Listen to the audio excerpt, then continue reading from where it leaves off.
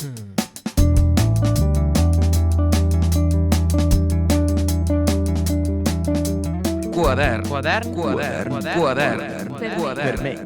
vermell.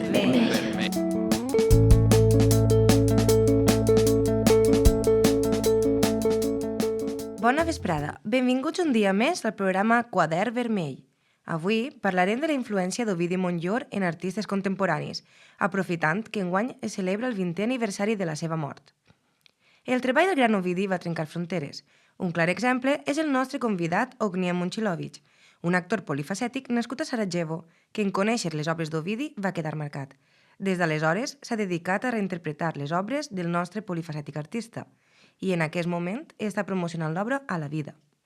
Ognjen, des que hem començat el programa no pare de preguntar-me com arriba un bosnià a conèixer a l'Ovidi?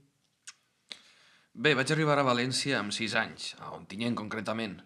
Vora els 16 anys vaig descobrir cantants com ara Raimon, Guillem de Fac, però no va ser fins que vaig sentir la cançó Serà un dia que durarà anys, quan em vaig enamorar del treball de l'autor, i bé, també va créixer el meu interès per la llengua.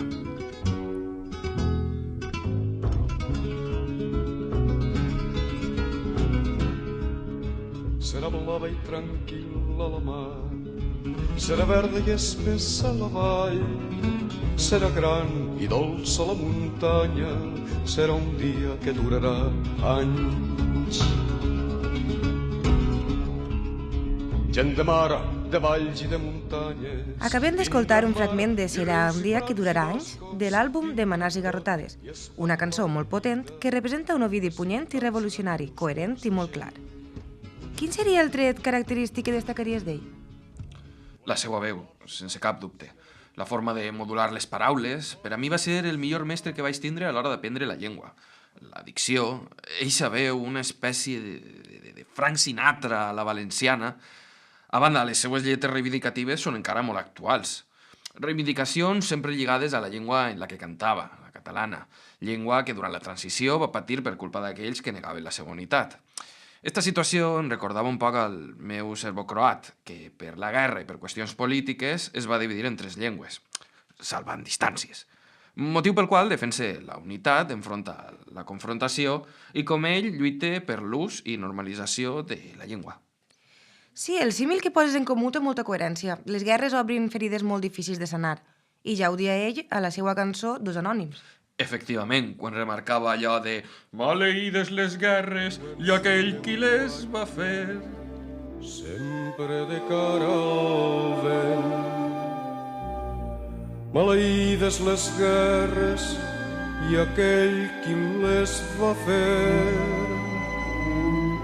Maleïdes les guerres i aquell qui les va fer. Ara que estic mirant-te, ves tot de negre. Això també forma part de la influència d'Ovidi?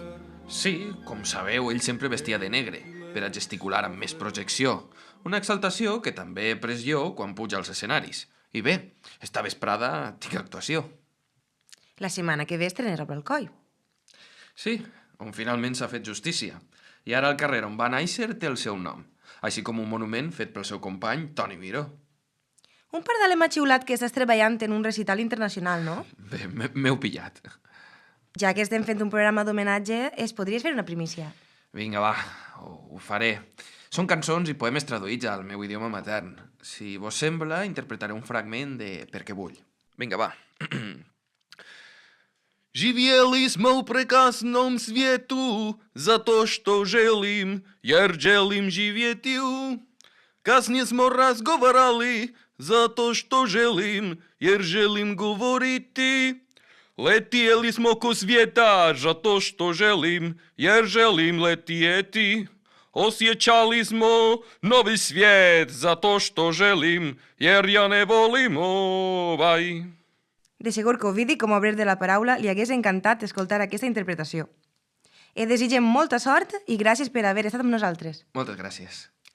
I nosaltres es veiem la setmana que ve amb un programa d'homenatge al catedràtic i actor Josep Lluís Cirera. I recordeu, la millor cultura són les nostres arrels. Quadern